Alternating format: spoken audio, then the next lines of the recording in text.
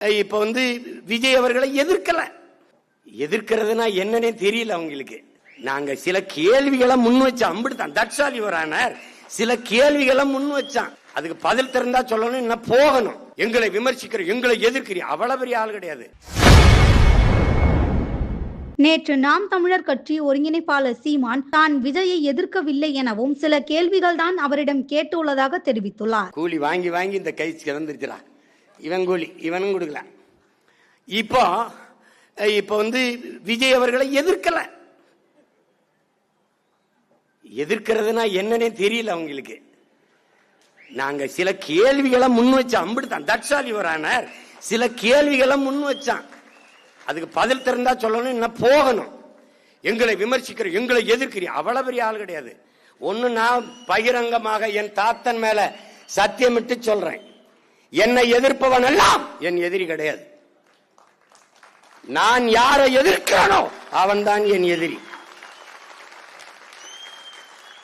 எனக்கு நண்பனா இருக்க உனக்கு ஒரு தகுதியும் தேவையில்லை,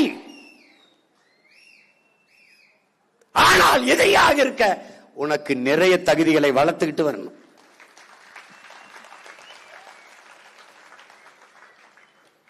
விளங்க,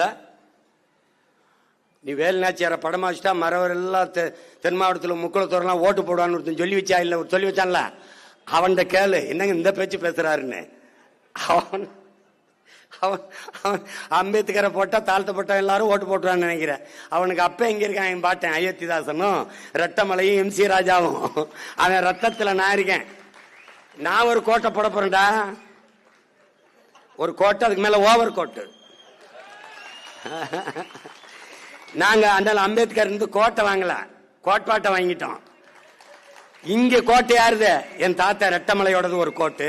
அது என்னன்னா அந்த கோட்டுக்கு மேல ஒரு கோட்டு, அது இன்னொரு தாத்தா எம் சி ராஜாவோட கோட்டு. புரியுதா? அதில் செய்திகளை உள்ளது உள்ளபடி தெரிந்து கொள்ள ரெஃப்ளெக்ட் நியூஸை சப்ஸ்கிரைப் பண்ணுங்க.